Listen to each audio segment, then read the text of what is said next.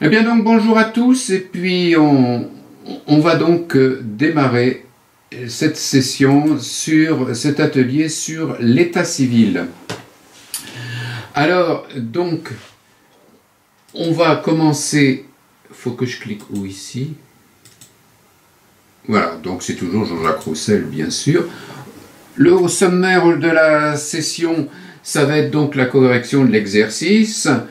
Même si je l'ai déjà fait en ligne, puisque d'habitude je le fais bien sûr en présentiel, mais là on l'a fait en ligne, j'ai répondu à ceux qui m'envoient envoyé des choses. Pour beaucoup, vous avez oublié les lieux, ce qui est quand même important, et pour tous, vous avez oublié les sources. Alors bon, c'est peut-être implicite pour vous, pensez à noter vos sources, même si c'est vos travaux à vous. Voilà, c'est des informations qui viennent de ci, de là, c'est toujours intéressant. Et c'est surtout dans les débuts, après, quand on reprend ça 4-5 ans après, ce qu'on a noté au début, on ne sait plus d'où ça vient. Alors, Excuse-moi, Jean-Jacques, pour Catherine. mettre tout ce que tu nous demandes, il faudrait que les cases soient un peu plus grandes, hein. C'est ce que Oui, je t'ai alors, répondu. j'avoue que pour les sources, tu peux simplement mettre un petit truc au crayon, un petit symbole.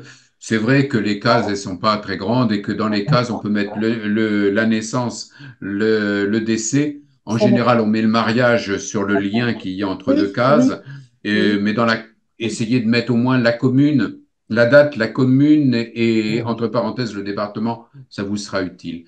Oui, j'avais une question à propos des Marie-Hélène. lieux. Est-ce que on note le lieu des décès ou le lieu de l'inhumation? Alors ça, c'est à ton choix. Le D'accord. décès, moi je note le lieu de décès. Mhm. L'inhumation, ça peut être intéressant pour éventuellement après aller voir Oui, des voilà. documents au niveau du cimetière. Oui, Moi, l'inhumation, généralement, je la mets en note. Il y a souvent dans les d'accord. logiciels une case précise pour Mhm. l'inhumation, mais personnellement, Mhm. je le mets en note. Je note le décès, la date du décès. D'accord. Donc aujourd'hui, donc, dans l'état civil, on va voir l'historique un petit peu de l'état civil.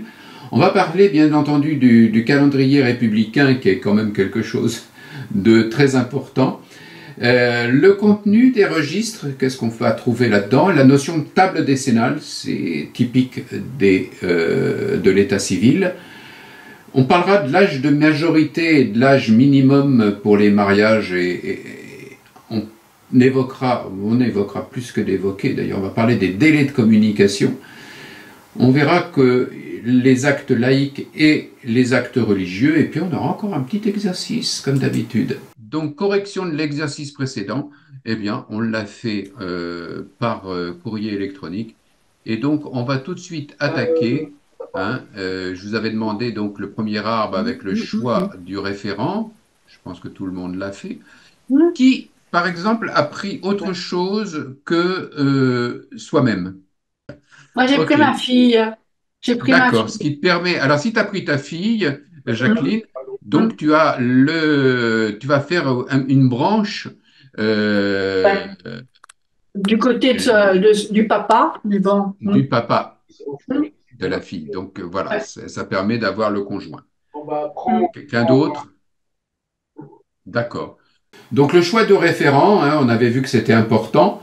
On a fait une recherche sur 5 générations maximum, j'ai demandé, avec la documentation familiale. Certains ont débordé, puisque certains ont déjà fait un travail depuis de nombreuses années, et sont plus tout à fait débutantes, et donc on trouve bien sûr des choses. Est-ce qu'il y a eu des blocages? Qui a eu des blocages? Jacqueline. Oui, Non, mais dans ce que vous dites, documentation familiale, il faut avoir comment est-ce qu'on a les actes d'état civil. Il faut écrire dans les mairies, dans Non, non, les non, non. archives L'idée, c'est, voilà, départementales. qu'est-ce qu'on sait? Qu'est-ce qu'on Ah, sait ce pour que l'on démarrer? sait. Qu'est-ce qu'on sait? D'accord.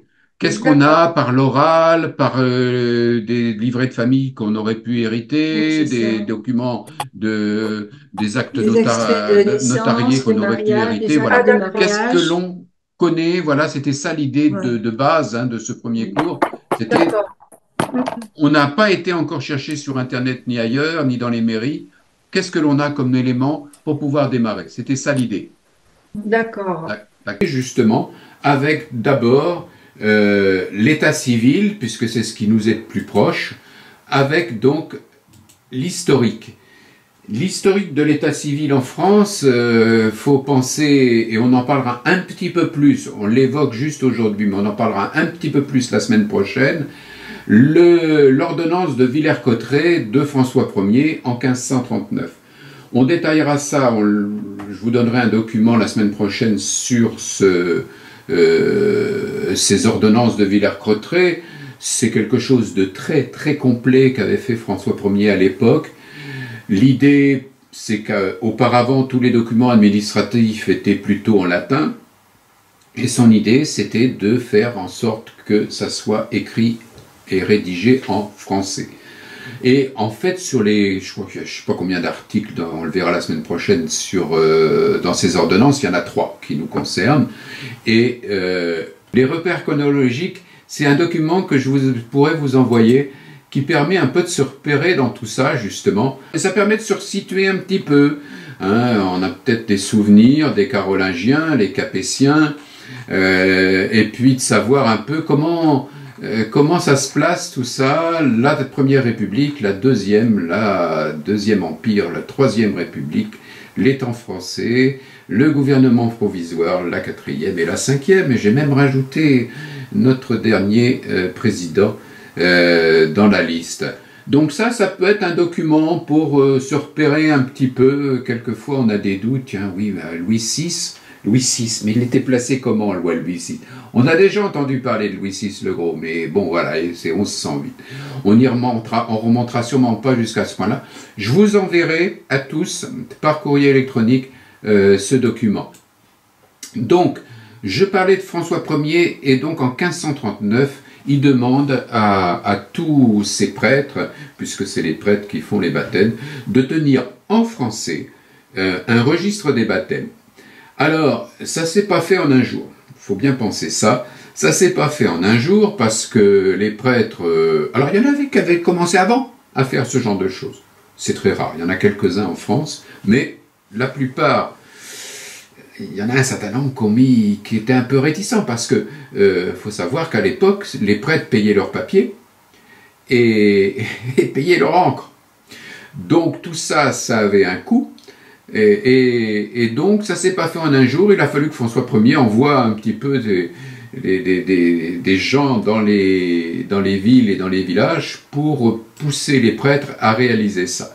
Ça s'est évolué un petit peu en 1579 avec l'ordonnance de Blois, où il demande à ce moment-là de faire des registres des mariages et des sépultures. Parce qu'il faut se dire qu'avec les baptêmes, c'était un peu juste, surtout que dans les tout débuts, certains prêtres mettaient simplement fils de. Un tel, fille de. Et on n'avait même pas l'épouse, ou l'époux, oui, on n'avait pas l'époux, et donc avec le patronyme, pour nous, c'est difficile parfois de se repérer, puisque dans un même village, on va avoir plusieurs fois le même patronyme. Donc, déjà, avec les registres en 1579, ça se précise un peu, les mariages, on a quelquefois un peu la filiation, les parents peuvent apparaître, pas toujours, puisqu'en fait, les prêtres, ils n'avaient pas les directives comme ça a pu être donné par la suite. Donc on voit tout de suite que pour nous, dans des recherches qui porteront sur des gens de base, comme moi du côté des Roussel, ce sont des coupeurs de bois et des charbonniers, charbon de bois bien sûr de l'époque, on ne remontera pas avant 1579, c'est bien évident. Donc 16e siècle, c'est le bout du monde. Quand on fait des recherches, quand on remonte dans les années 1580, voilà, après, voilà, ça se cherchera, on verra comment on peut quelquefois remonter un petit peu au-dessus par d'autres biais, mais pas par les registres d'état civil. En 1659, donc vous voyez, 1650, XVIIe siècle, on va voir apparaître le double exemplaire. Le double exemplaire qui va permettre d'avoir plus de chances, déjà, de pouvoir retrouver nos ancêtres. Pourquoi? Pas parce que avec le simple exemplaire auparavant, il suffit que cet exemplaire pour une raison X, en général des guerres ou des émeutes ou des problèmes d'archivage, est disparu, on va savoir qu'il est bien évident qu'avant 1659, nous aurons plus d'état civil dit lacunaire, c'est-à-dire avec certaines années manquantes, qu'à partir de 1659, ça sera plus facile. Ce qui nous concerne aujourd'hui, c'est l'état civil, et l'état civil, la rupture, c'est bien sûr la Révolution 1792, et là, l'état civil donc sera confié aux autorités municipales.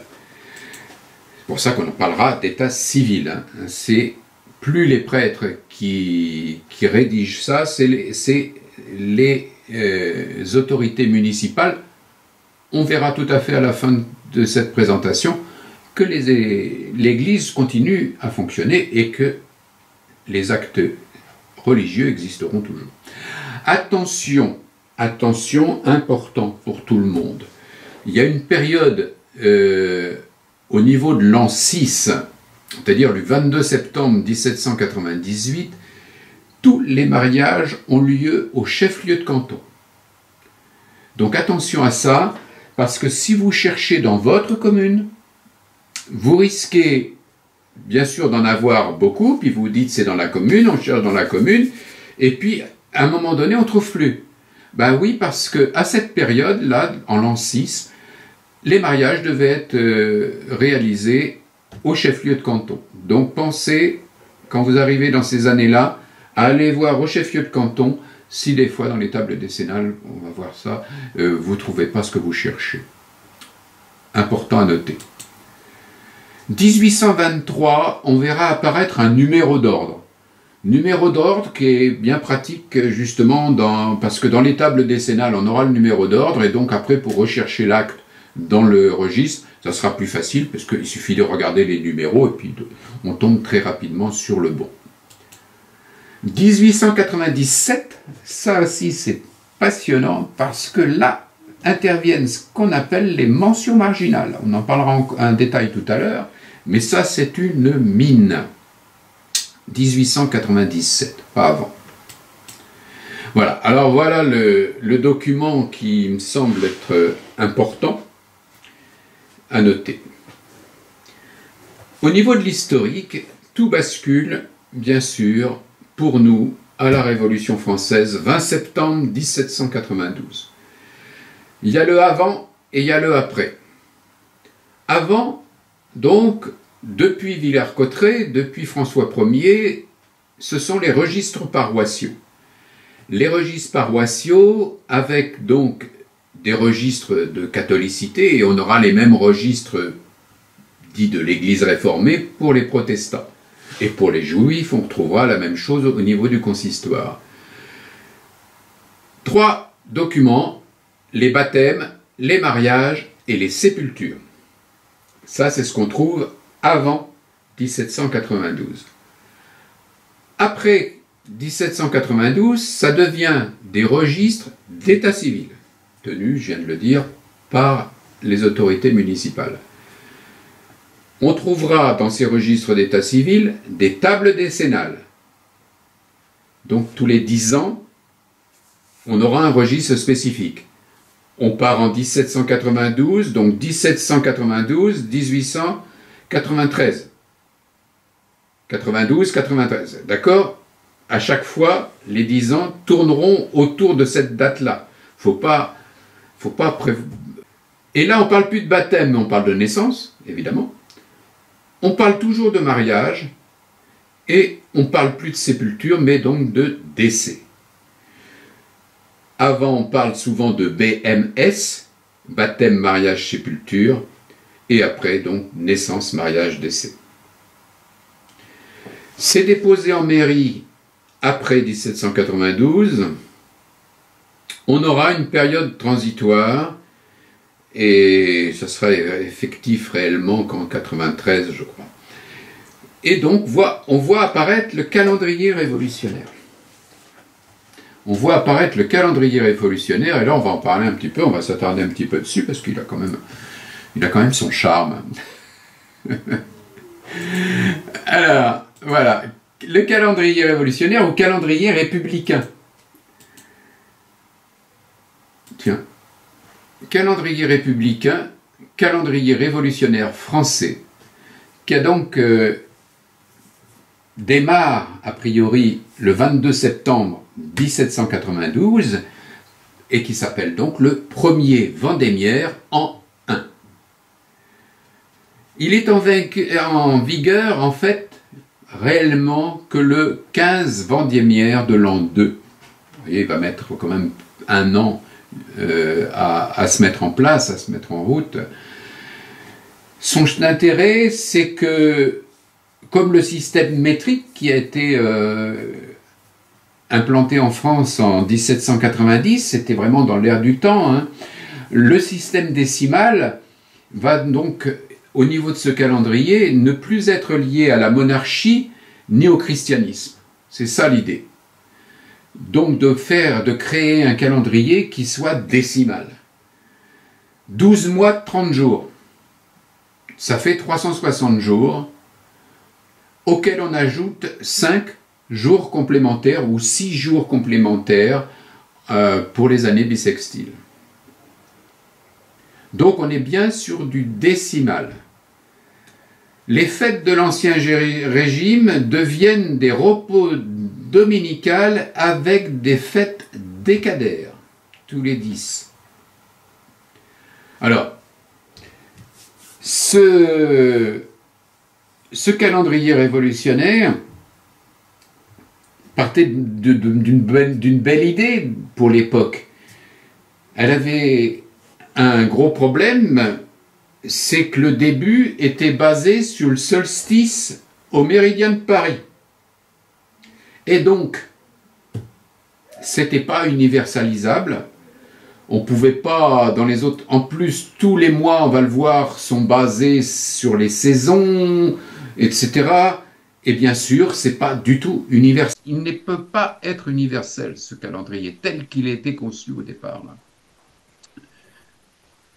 Alors, il y a quelqu'un qui m'avait posé dès le premier cours, je me souviens plus, Marie-Hélène peut-être, qui m'avait posé, j'ai des dates en Vendémiaire, machin, comment je fais pour m'y retrouver? C'est Catherine. Oui. Eh bien, on a des magnifiques convertisseurs. Voilà, je vais vous l'envoyer celui-là. Ça, c'est un tableau de concordance des calendriers républicains et grégoriens. Alors, ça fonctionne, ça, on peut s'y retrouver assez facilement. Personnellement, je vous l'enverrai, mais je ne l'utilise pas. Moi, j'utilise évidemment ceci, ce lien ici. Voilà. Convertisseur, on rentre la date en grégorien ou on rentre la date en républicain et voilà, ça fonctionne, hein, toujours. J'utilise celui-là, il y en a un autre possible ici, je vous enverrai ça, comme ça vous aurez les deux liens. Ici, ce lien me renvoie sur un site où il n'y a pas que le convertisseur grégorien et autres, puisqu'on a aussi le calendrier julien. Il faut savoir que à partir d'une certaine date, très ancienne, le calendrier grégorien ne fonctionne plus puisqu'ils ont changé la date à cause de Pâques qui se décalait, etc.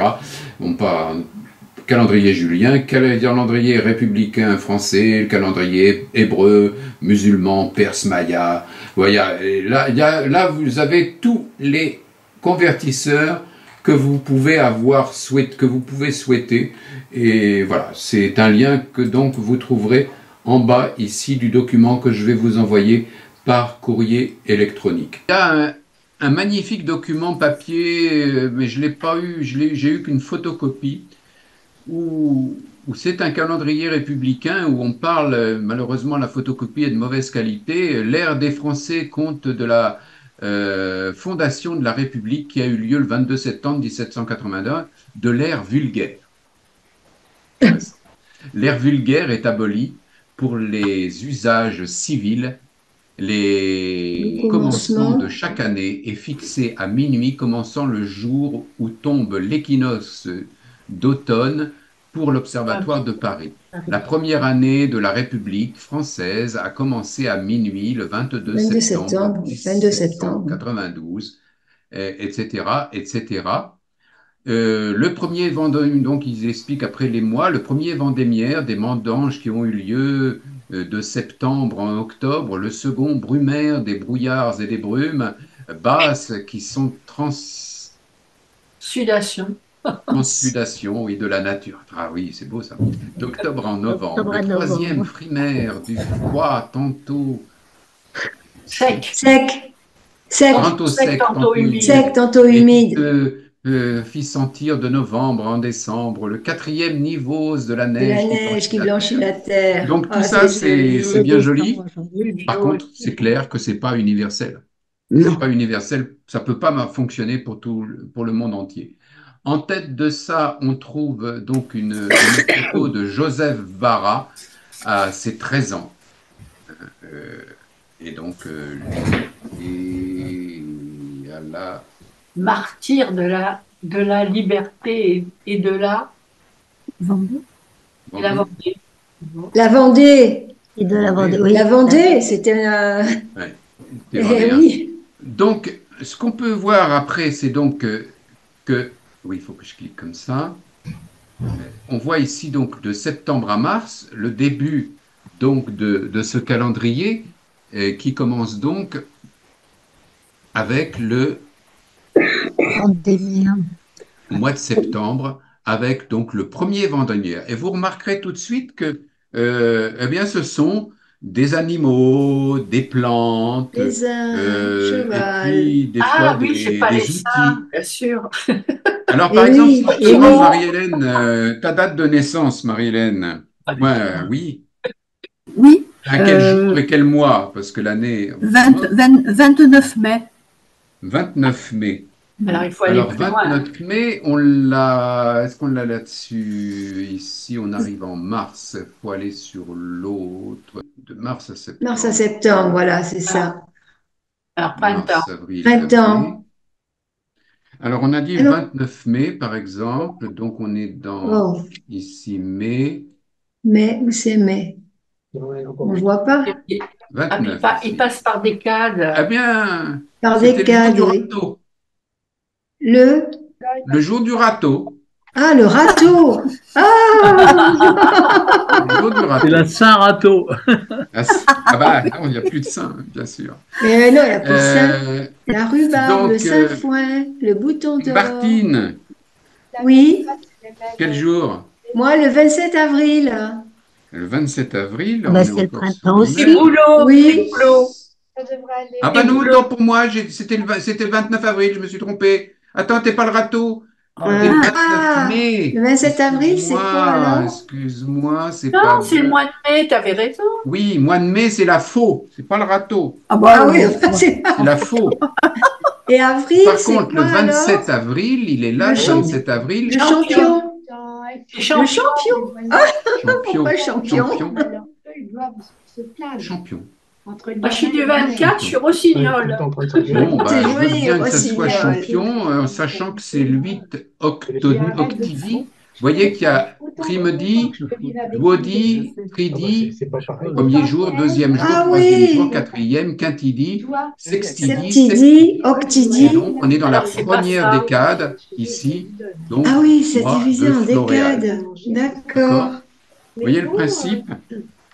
Alors, on peut, Jean-Marie, il le sait, on l'a déjà vu, et puis s'absente 30 secondes. Jacqueline, Moi, je suis 24 avril.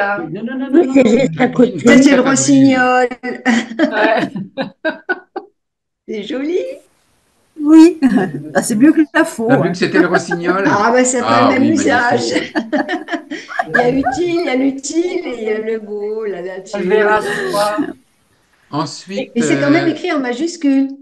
oui, Jacqueline, on l'a déjà vu. Dominique, 29 août. Dominique, 29 Alors, août. C'est l'été, ça. C'est encore l'été, oui. C'était la décollation de Alors, Saint-Jean-Baptiste. on est en juin, juillet, août, 27, 28, 29 août, c'est le millet. Où ça? C'est Fructidor le mois Ah d'août. oui, Et on est donc Ah, le millet. effectivement en fructidor. C'est le millet. Vous voyez que c'est des choses comme ça. Annie, 29 septembre.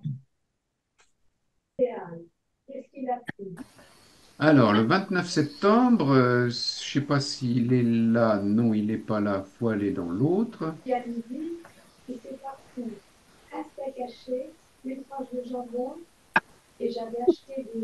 Mais il va nous envoyer tout ça. Enregistré. Alors le 29 septembre, ici, l'amarante. Oh, c'est joli. Oh, la marrante. Joli, Qu'est-ce que hein? c'est le 29 septembre?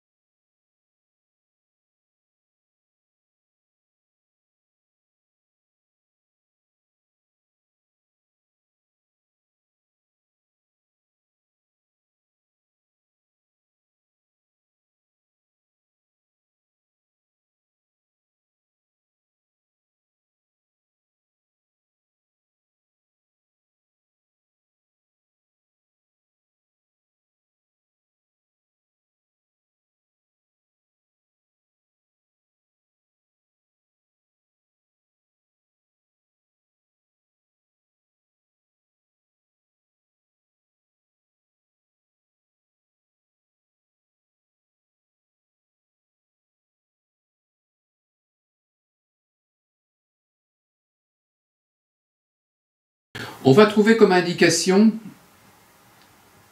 j'ai réalisé un petit tableau pour comparer tout ce que l'on trouve. C'est en fait ce que dans les modèles que je vous ai donnés pour le mariage, c'est les éléments qu'on trouve dans mon tableau, qui résument. On va voir par exemple pour les naissances et les décès, les dates bien sûr de la déclaration. Attention, qui n'est pas forcément exactement la même date que la naissance ou le décès. On va trouver, par exemple, oui, on peut très bien faire... La déclaration doit être faite déjà dans les 2 ou 3 jours, je crois, de mémoire. La date de naissance, donc, et peut être 2 jours ou 3 jours avant ou un peu plus. La date du décès, c'est pareil, ne peut ne pas coïncider avec la date de déclaration. Par contre, pour le mariage, la date de déclaration, c'est la date du mariage qui compte. Ensuite, donc, la naissance, on trouvera toujours le nom, le prénom des personnes, et puis, bien sûr, le sexe pour l'enfant. L'époux, dans un mariage, bien sûr, les époux, vous trouverez bien sûr l'état matrimonial des gens, est-ce qu'ils sont déjà divorcés ou autres. On trouvera l'âge et la date de naissance, très souvent. Même chose pour le décès. Profession, domicile. Ensuite, on va trouver les parents. Important pour la naissance, c'est logique, avec le statut matrimonial, profession, domicile. Pour le mariage, on trouvera bien sûr les parents, profession, domicile, éventuellement le décès s'il y a un parent qui est décédé, qui est déjà décédé au moment du mariage, ce qui est possible. Ce qui est peu probable au niveau de la naissance, mais ce qui peut arriver des fois. Pour les décès, on trouvera éventuellement, pas toujours, le nom du parent. Par contre, on trouvera souvent, par l'état matrimonial, le nom du conjoint. On trouvera bien sûr les témoins, en sachant qu'en général, il y a 2 témoins pour la naissance et 2 témoins pour le décès. On a généralement 4 témoins pour le mariage, 2 de chaque côté. On trouvera éventuellement une filiation, ce qui n'est pas toujours le cas, mais bon, on va trouver par exemple amis, voisin, ou voilà. La profession, domicile, et à partir, donc je l'ai dit tout à l'heure, 1887, intéressant, les mentions marginales, et ça c'est sur l'acte de naissance. Hein, je voyais. Mention marginale importante, mais c'est sur l'acte de naissance, vous allez trouver les mariages, divorces, décès. Ça c'est intéressant. Et ce qu'on va voir va poser des problèmes d'accessibilité.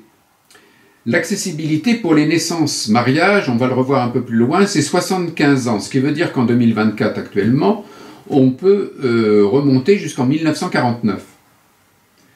Attention que ce qui est en ligne sur le web est différent de ce qu'on peut trouver éventuellement aux AD.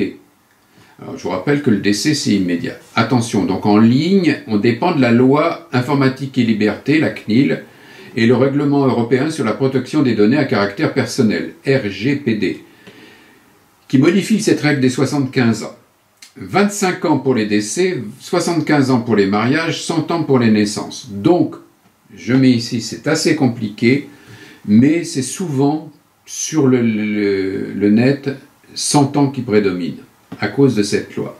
Et on le verra tout à l'heure quand on va voir justement les problèmes d'accessibilité, c'est que vous trouvez des choses aux AD que vous ne trouverez pas en ligne, parce que ils se heurtent à cette loi dite AU 029.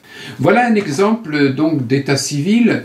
On voit qu'on a déjà un numéro ici, un numéro d'ordre, et donc on voit, c'est quand même assez ancien puisqu'on est en 1793.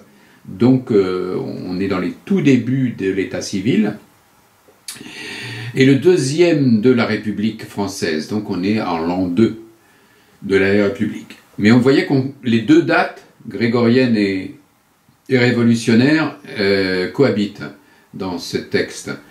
Jour de janvier, sur les 11 heures du soir, est né chez la citoyenne Madeleine Garnier et Marin, couturière, une citoyenne nommée Marie, qui m'a été présentée à la maison commune, fille légitime du citoyen Jean Bruer, journalier, et de la citoyenne Marie Marin, couturière, demeurant chez la dite citoyenne Madeleine Garnier et Marin. Suivant la déclaration qui m'en a été faite en aujourd'hui 9 du 10 mois de janvier, l'an ci-dessus, sur environ les 8 heures du matin par le dit Jean Bruer, père de l'enfant, en présence du citoyen François Pascot, garçon, domestique, demeurant à Preuilly, etc., etc. On s'aperçoit d'ailleurs, puisqu'on est vraiment dans la Révolution, que ça va être certainement les documents, la période du début de la Révolution, les plus difficiles à lire. Pourquoi ? Parce que avant c'était les prêtres, et dans cette période-là, c'est plus les prêtres qui rédigent ces actes, ce sont donc les meilleurs révolutionnaires du coin. Pas toujours lettrés, pas toujours très lettrés. Et donc vous allez trouver cet acte en Corse, lit et relativement bien écrit. Parfois c'est plein de fautes d'orthographe, les mots sont mal découpés, c'est souvent des actes difficiles à lire. Mais voilà, on est obligé d'y passer. Là, on peut dire que c'est quand même relativement bien écrit. D'accord ? Voilà pour un exemple d'acte de naissance, d'état civil. Et là, on est bien en période révolutionnaire avec les citoyens et les citoyennes, alors qu'au début, vous voyez, les deux dates cohabitent.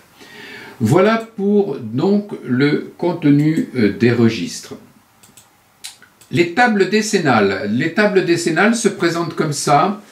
Vous voyez, ça c'est une table décennale ancienne, hein, puisqu'on est en l'an 3 par exemple ici. Vous voyez qu'on est dans la commune d'Abilly, j'ai pris un peu ça au hasard, c'est la première commune qui apparaît ici, et donc on a Louise Arnaud, le 9 février 1792, l'an 4, en 7, en 9, on est bien sur les 10 ans entre 1792 et 1793. Voilà pour les tables décennales. Oui, c'était les naissances. Vous avez un registre, une table décennale généralement pour les naissances, une table décennale pour les mariages, une table décennale pour les décès.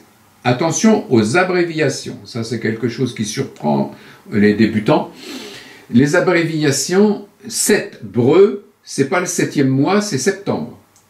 8 breu, c'est octobre. 9 breu, c'est novembre. X breu, c'est décembre. D'accord, ça c'est important.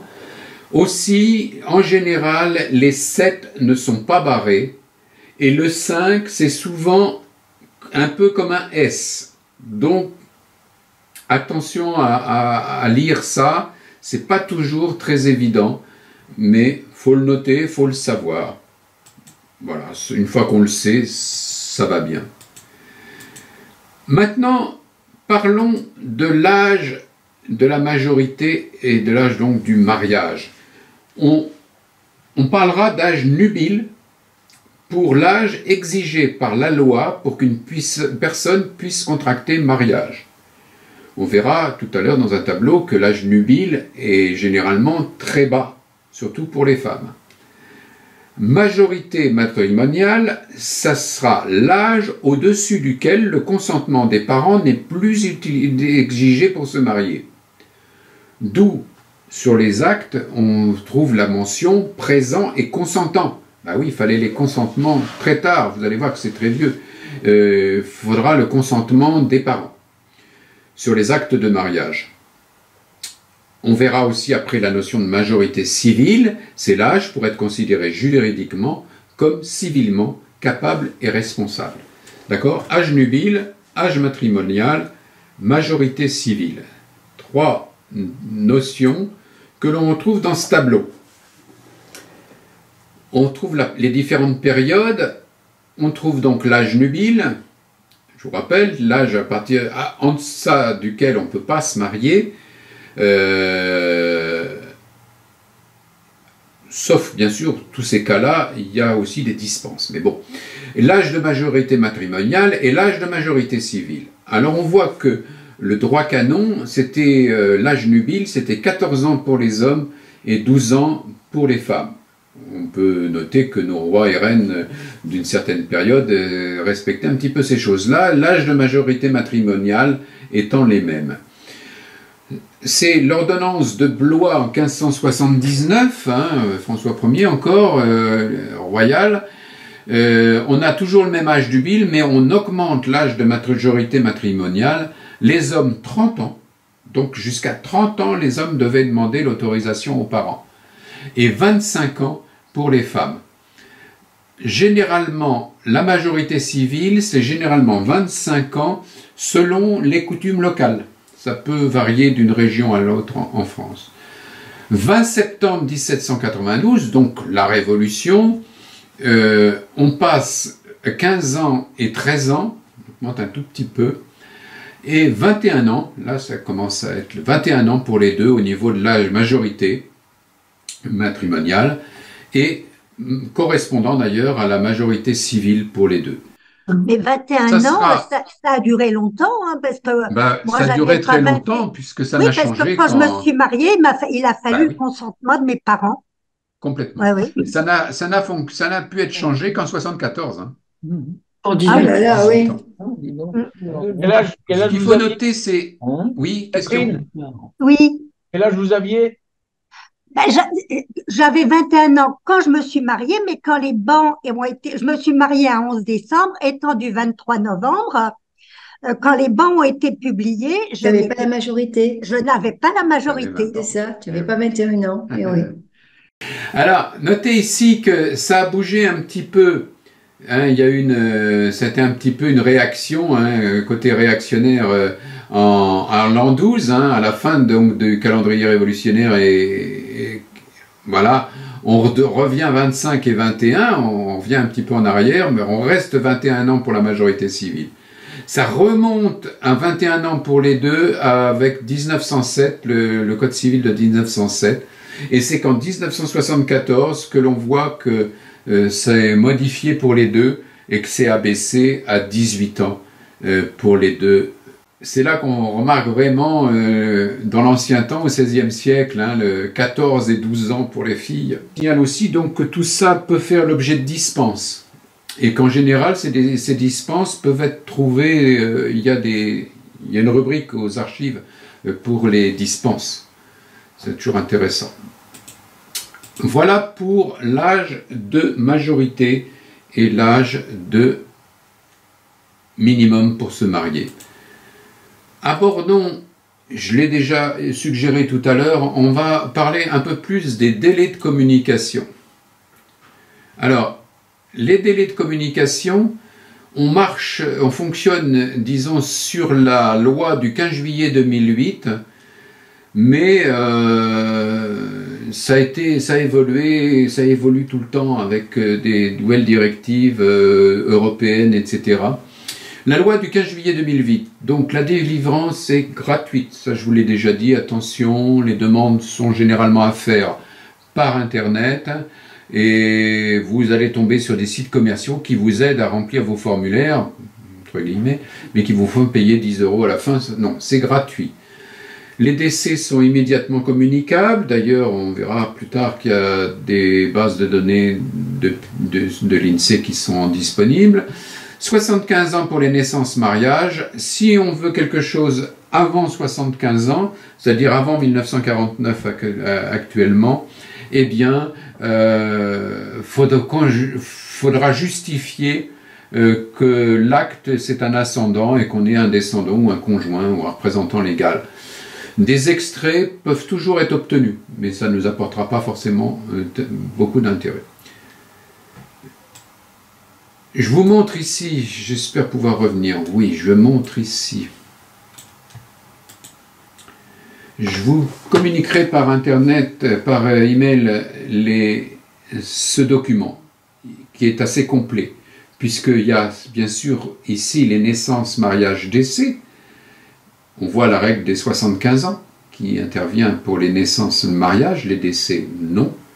Mais on voit aussi apparaître d'autres éléments, comme les tables décennales, comme les actes notariés, très intéressant, les recensements, les dates de diffusion, les règles vis-à-vis des registres matricules pour les soldats, les militaires, les listes électorales aussi, les tables dites de succession et absence, on en parlera dans une séance, dans 4 ou 5 séances, les dossiers de naturalisation et les dossiers professionnels d'une personne. Donc vous voyez, j'ai réuni tout ça dans un document que j'ai trouvé sur le net.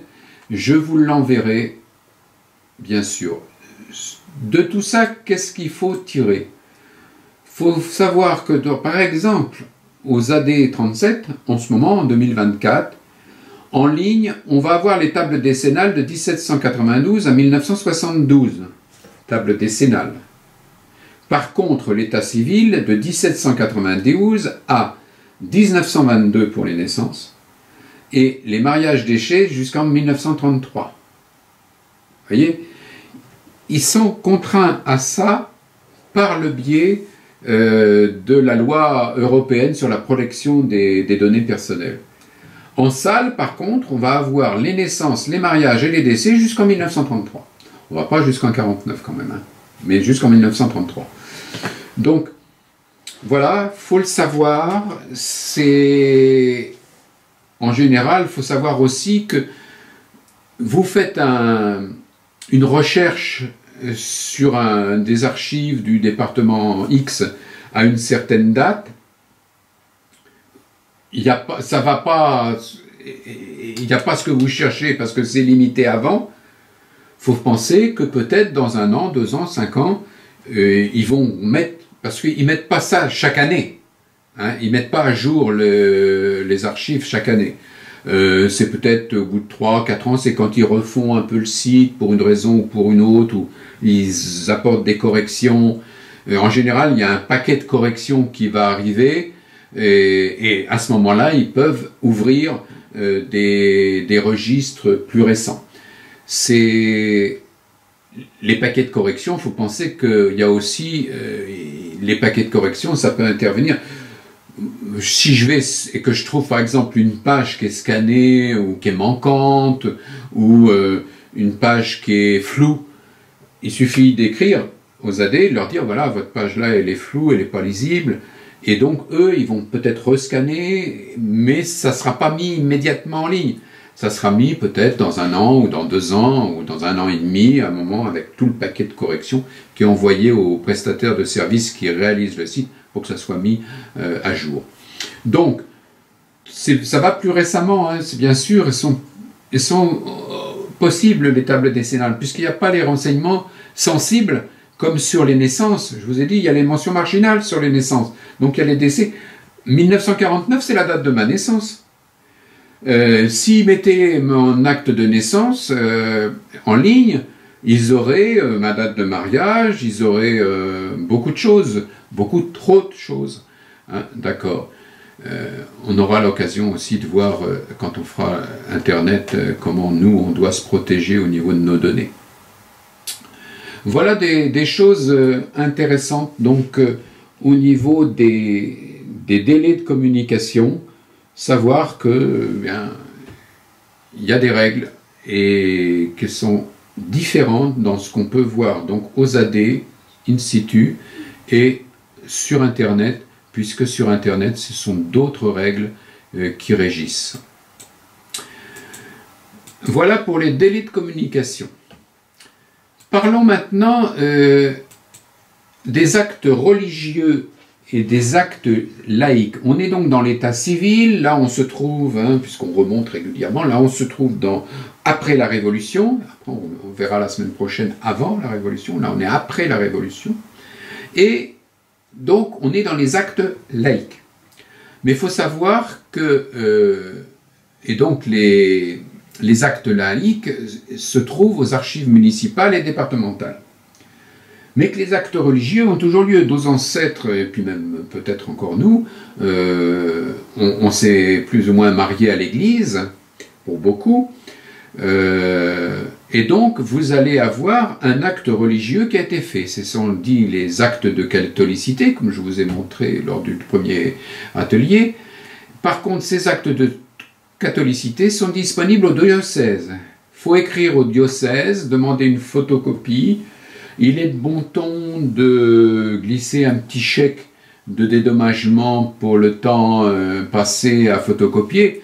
Vous me direz, moi quand je suis passé par le centre généalogique du Loir-et-Cher dont je suis membre, il y a une personne qui est allée aux archives me photocopier le dossier académique de mon arrière-grand-mère. Et en fait, il n'y avait que ces lettres à l'inspecteur d'académie. Bon, ça m'a coûté 18 €, surtout en frais de port, et puis en frais de photocopie, et puis voilà.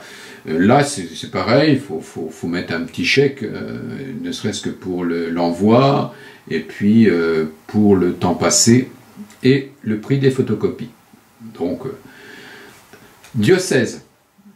Pour les protestants, c'est un peu plus compliqué. Effectivement, 1598, édit de Nantes,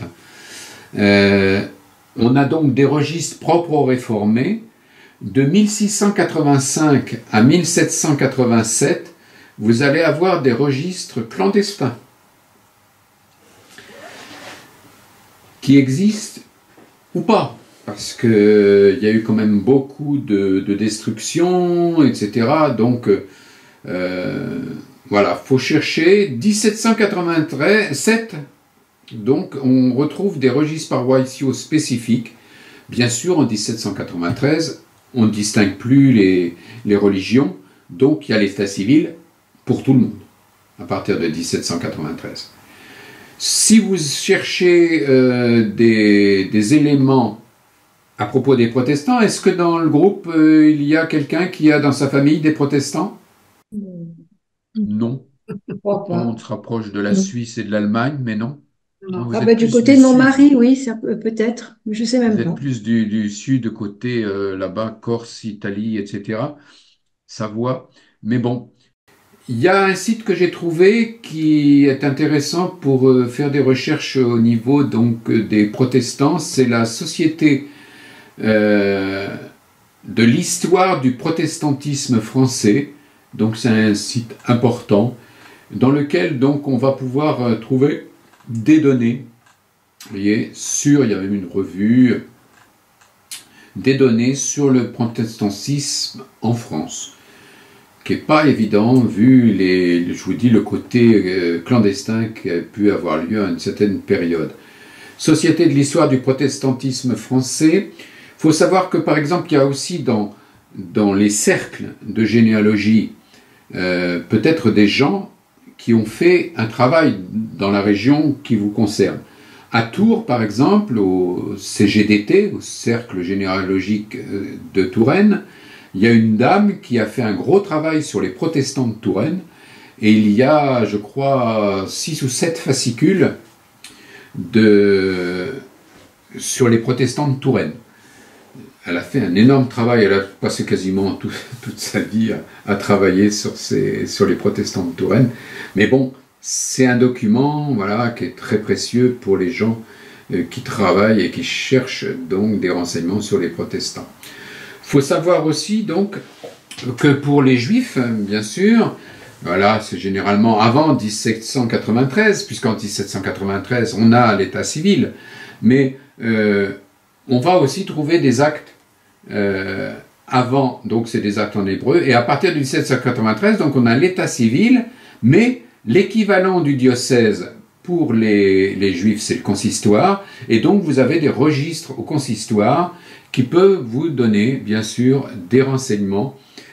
J'ai trouvé un site qui s'appelle Cercle de généalogie juive, ici, qui permet donc de retrouver des ancêtres juifs. Voilà, il y a une revue, voilà, c'est une association qui permet donc de travailler si vous avez des ancêtres juifs. Voilà pour donc les actes laïques et religieux.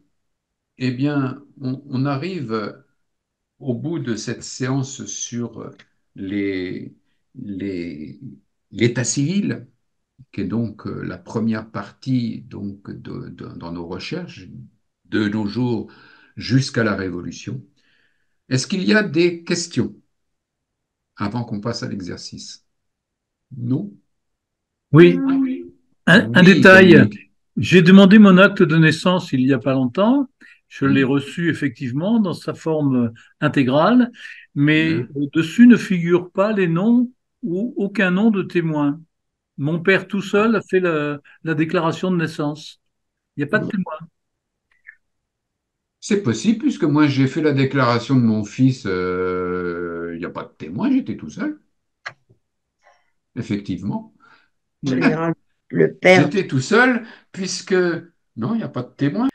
Donc, pas de témoin, c'est peut-être plus obligatoire. Je ne sais pas. Pas pour nos filles. Non, non, c'est pas obligatoire. Moi, c'est Non, pareil. moi non Un acte plus, de hein, naissance, mon acte de c'est une naissance, il n'y a pas déclaration du de père. témoin. Hum. Pas Mais c'est obligatoire. de temps en temps, ce sont pas les cliniques d'ailleurs Oui. qui Euh, le. ils font ça pour les décès. C'est eux qui font les déclarations pour les décès. Pour les naissances, je pense que c'est encore, je sais pas maintenant, parce que moi, ça date quand même hein, des années. Hein, mais ma fille a Si, 40 quand ans mes enfants aujourd'hui. sont nés, mon mari est allé à la mairie. Oui, si, Oui, il si. faut aller à la mairie, je Oui, crois oui. Faut encore. aller Oui, à la oui, il est allé mairie. à la mairie déclarer la naissance de nos enfants. Avec Si, le si. livret de famille, Oui, pour que ça soit porté sur le livret de famille. oui. D'accord, c'est ça. Nous ferons une séance spéciale Internet dans 15 jours, puisque la semaine prochaine, donc, on va remonter d'un cran et on verra les registres paroissiaux. Et comme je sens que tout le monde est impatient d'aller faire des recherches un petit peu sur Internet, on fera donc dans 15 jours une séance qui s'appellera Internet et généalogie, où on verra donc tout ce qu'on peut trouver, tout ce qu'on peut faire avec Internet. D'accord. Hum. D'accord. Effectivement, bien sûr, il y a les AD, les archives départementales qui ont leur propre site. Euh, Maintenant, on peut dire que l'état civil de toute la France est disponible. Ça n'a pas toujours été le cas parce que comme chaque archive est indépendante, il y en a qui n'avaient pas encore mis. Je me souviens qu'un des derniers, c'était le Jura, par exemple, qui n'avait pas mis. Maintenant, je crois que toute la France est OK là-dessus. Alors après, tout le monde n'a pas les mêmes choses de disponibles sur Internet. Ça, on le verra donc dans cette séance dans 15 jours. Voilà, d'autres questions? Moi, j'avais une question, mais Oui, à propos de l'exercice de la semaine dernière, de la semaine oui. précédente. C'est, est-ce que tu peux nous conseiller un logiciel pour mettre en page, en fait? Parce que, voilà, Alors, comme disait Catherine, les au cases sont niveau des petites. logiciels, on verra ça encore un petit peu plus tard. D'accord. On verra donc, on parlera du choix d'un logiciel, hein, de la D'accord. généalogie. Mhm. Mais Oui, pour parce que l'instant, on reste encore un petit peu papier. Oui, ouais, oui, on oui, est dans Cherchez ces obligé pas cas-là. trop de plus en loin. papier. Ouais, On en parlera, hein. Ouais. Pour l'instant, restez un petit peu comme ça, allez voir, chercher, Mhm. noter, et puis on verra ça peut-être bien dans 4 semaines. Mhm. Alors, un petit ouais. exercice, Attendez, un petit, je vous avais demandé oui, euh, le premier exercice que vous avez fait faire là, avec l'exemple Jacqueline, du oui. mariage. Ouais. Alors, il y a un numérotage, je ne savais pas à quoi ça correspond. 84-2-2-1. Ah oui, Ça, c'est mon numérotage. Rappelle-toi, j'en ai parlé. C'est-à-dire que quand je vous ai expliqué d'Aboville, j'ai oublié de préciser, je m'en suis aperçu en réécoutant, c'est que dans Daboville, l'ancêtre commun est noté 1. Et ensuite, c'est l'ordre des naissances des enfants. Ouais. Et il suffit cet ancêtre commun, il suffit de le remplacer par le numéro de SOSA au départ pour avoir une identification d'une certaine personne, puisqu'on a son SOSA et on a ensuite les différents enfants. Et on peut descendre comme ça l'arborescence jusqu'au plus lointain cousin. Mais moi, je trouve que ça permet d'identifier une personne et ça permet d'identifier tout le monde dans son arborescence, disons dans la parentèle quand même, hein. On ne va pas chercher, on remonte jamais. Je vous déconseille de remonter les conjoints, ce qu'on pourrait appeler entre guillemets les rapportés. On descend les cousins, d'accord, mais quand on a un mariage sur un frère, on ne va pas remonter ses parents, mais on les a. On peut les mettre en note, mais on les note, on les met pas et c'est pas de la famille, si je puis dire. Les cousins, oui, qui descendent, qui en découlent, oui, mais au-dessus, non, c'est pas la famille, c'est pas la parentèle. Moi, je le note pas. Moi, je rentre ces cousins. Il y a des gens qui se concentrent, qui ne rentrent que la lignée agnatique et cognatique, point barre. Et ils redescendent pas les frères et sœurs. Moi, je les redescends. Par contre, je dis, le conjoint, on remonte pas. Ça sert vraiment à rien. C'est risquer d'introduire un nouveau patronyme inutile. Voilà. D'autres questions? Alors, excuse-moi, sur les documents qu'on reçoit, là, ce genre de oui, trucs, il y a quand même des choses qui sont étonnantes. Moi, j'ai eu des gens enfin, j'ai vu, c'est pas tous les cas, hein, mais des gens qui étaient morts avant d'être mariés. Donc, sur les dates, il doit y avoir quand même, euh, probablement une erreur. oui, enfin, Probablement une erreur, parce que il doit y en mort avant avoir d'être marié, 2 ou 3. Oui, mais Non, mais donc c'est un peu étonnant. c'est classique, hein, c'est classique, la faute de frappe, elle est archi classique. On verra justement que dans les logiciels, généralement, il y a la possibilité de tester ce genre de choses. Ou des enfants qui sont nés tellement la personne, elle a 90 ans et puis elle a un enfant, quoi. Ah ben, La il y en a femme, aussi qui ont 2, 3 ans, les puis hommes qui ont peut-être, un mais la enfant. femme, non. Il y a certainement un souci, quoique maintenant, avec, ça peut être un adopté, etc. Mais vous aurez au moins une alarme, une alerte, de Oui, dire, il y a une d'accord. anomalie, il y a quelque chose qui est bizarre là. Là, c'est sûrement une faute de frappe, hein, si c'est mort avant. Enfin, c'est pas une Les faute de frappe puisque logiciels, c'est à la on main. verra, il y a un Ah, contrôle regarde. là-dessus. Tu disais. Oui, D'accord. tu disais, Catherine? Ah, ben, je disais que c'était à la main, donc les gens, Ah. ils ont écrit un peu n'importe quoi, hein, Ouais, mais ça arrive, hein, ça arrive, Ah hein. bon, d'accord. C'est comme tout à l'heure, j'avais le doute sur 1987 ou 1897, là. J'avais le doute, non, c'est l'exercice. On va reprendre, vous vous souvenez, on avait comparé l'acte de naissance et le livret de famille du mariage de André Moreau et d'Émilie Lobigeau à Abilly en 1923. Le mariage, on va chercher les mariages des parents, les parents d'André Moreau et les parents d'Émilie Lobigeau. On va chercher donc leur mariage. On sait qu'ils se sont mariés. André Moreau, il est né le 7 décembre 1899, André Moreau. Ce qui veut dire, avec petite marge d'erreur possible, mais que le mariage des parents a eu lieu avant, rappelez-vous la notation, barre de fraction 1899. D'accord? Donc, va falloir aller chercher sur les archives du département 37 de l'Indre-et-Loire, donc, puisque Abilly c'est en Indre-et-Loire, je ne le précisais pas, là il faudra que je le mette ici entre parenthèses, d'aller chercher ce mariage. Alors donc, vous allez réfléchir, hein, les tables décennales, et puis les actes, et puis on est là à Abilly, c'est tout à fait dans le sud du département d'Indre-et-Loire. C'est-à-dire qu'on est en limite de l'Indre-et-Loire et de la Vienne. C'est un petit peu pour corser l'affaire. On ne sait pas si les mariages des parents ont eu lieu en Indre-et-Loire ou dans la Vienne. Il suffit de traverser la rivière, la Creuse, à cet endroit-là, pour être dans la Vienne. Donc, bien sûr que les gens ils ne restaient pas forcément dans le département et ils pouvaient bien sûr se fréquenter dans la Vienne, à vérifier, je ne sais pas si c'est ça. Les parents, Donc, les parents le parent d'André Moreau et et les d'Émilie. parents d'Émilie Lobigeau. On n'a aucun renseignement sur eux là déjà. Comment? On n'a aucun renseignement là sur eux, Si, sur les parents. on sait. Ah non, sur les parents, non. Rappelez-vous le mariage. Oui, il faut retrouver le papier. Oui, Vous avez en votre possession le livret Oui. de famille oui. et Ah vous avez oui, en je le votre vois. Oui, oui, possession d'accord. l'acte de mariage. Augustin, fille de. Oui, d'accord. Voilà. Victor Donc, vous avez Dieudonné. déjà les Oui, noms d'accord. des parents, D'accord.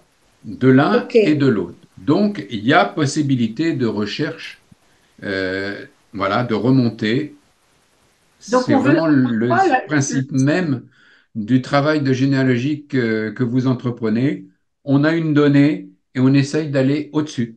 Oui, c'est ça. Typique. D'accord. Alors, on je recherche. vous donne donc les mises en garde.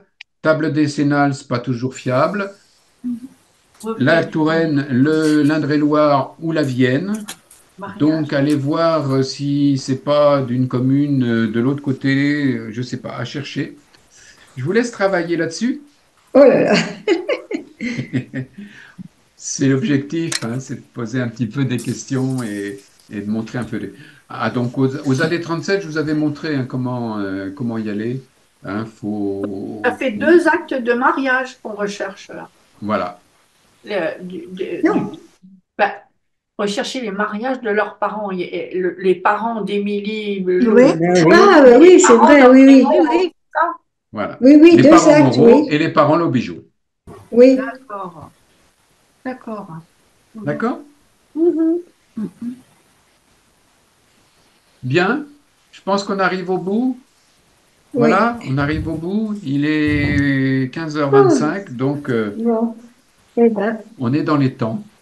Mhm. Je vous souhaite donc de bonnes recherches personnelles, parce qu'en parallèle, vous pouvez continuer un petit peu votre arbre maintenant et commencer à regarder un petit peu plus, détailler un petit peu plus si vous le souhaitez. C'est dans 15 jours qu'on verra un petit peu comment utiliser Internet. La semaine prochaine, nous allons donc aller avant la Oui, Révolution Lobigeau, oui, c'est pour ça. gérer, pour voir un peu comment se passent les registres paroissiaux. Et on parlera bien sûr à ce propos de la paléographie, c'est-à-dire de la lecture des écritures anciennes. Je vous souhaite une bonne semaine. N'hésitez pas Merci, à m'écrire, merci. à m'envoyer Merci, vos c'est très bien. problèmes. C'est très Pardon. bien. Ok. Bonne semaine, bon Bonne courage. semaine, merci à tous. Merci. Allez, au Au revoir. revoir.